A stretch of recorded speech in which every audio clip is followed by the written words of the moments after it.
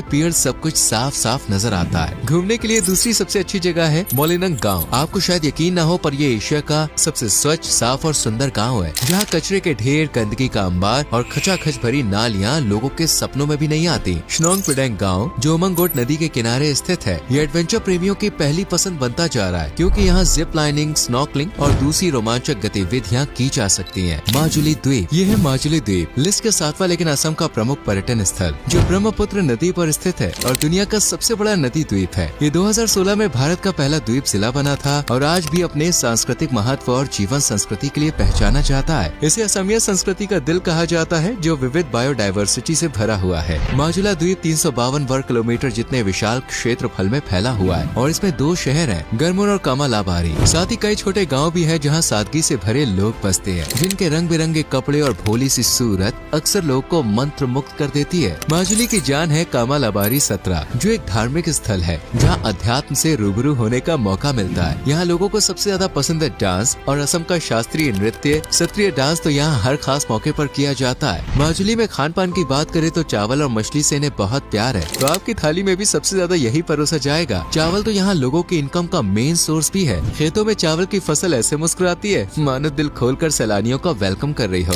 इसलिए एक बार तो माजुली जाना बनता है बॉस। अब बारी है last but not the least हमारी 8वीं डेस्टिनेशन जुको वैली की, जुको घाटी। नागालैंड में स्थित जुको घाटी को फूलों की घाटी भी कहा जाता है, क्योंकि यहाँ रंग बिरंगी मौसमी फूलों की कतार लगी हुई है। कहीं गुलाब है तो कहीं गेंदा, कहीं कमल है तो कहीं चमेली। यहाँ लगभग हर तरह के फूल देखने को मिलते हैं, खासकर गर्मियों में। हालांकि फूलों में भी घाटी खास तौर से जुको लिली के लिए पहचानी जाती है, जिनकी बड़ी संख्या घाटी को महका रही है। अगर आप एडवेंचर के शौकीन हैं और किसी ऐसी जगह की तलाश कर रहे हैं जहाँ ट्रैकिंग दमदार हो, तो जुको वैली की टिकट कटवा लीजिए, क्योंकि यहाँ कुछ घंटों की हो या पूरे दिन की ट्रैकिंग दमदार होती है। ये घाटी पूरी तरह से हरे भरे जंगलों और पहाड़ियों से घिरी हुई है, जिस वजह से नेचर लवर्स और फोटोग्राफी के दीवाने यहाँ बड़ी संख्या में आते हैं। एक तरफ जहाँ बाहरी दुनिया में गाड़ियों की कचर पचर खत्म नहीं होती, वहीं जुको घाटी में देसी विदेशी पक्षियों की चहचहाहट से मन सुकूनमय हो जाता है। पूरा दिन आप पक्षियों की मधुर आवाज का आनंद उठा सकते हैं। वैली के पास जफ्फू चोटी भी स्थित है, जिसे नागालैंड के दूसरी सबसे ऊंची चोटी माना जाता है। यहाँ खड़े होकर आप पूरी वैली इवन आसपास के इलाकों का भी अच्छे से ब्यौरा कर सकते हैं। दोस्तों, जुको के पास स्थित गांव में जखामा और बिस्वेमा दोनों ही लगभग 25 किलोमीटर दूर हैं। यहाँ आने का सबसे अच्छा मौसम मई से सितंबर के बीच माना जाता है, क्योंकि इस सीजन में लगभग हर फूल खिल उठता है। और अगर आप सर्दियों में प्लान बना रहे हैं तो गर्म कपड़ों की पोटली लेना ना भूलें,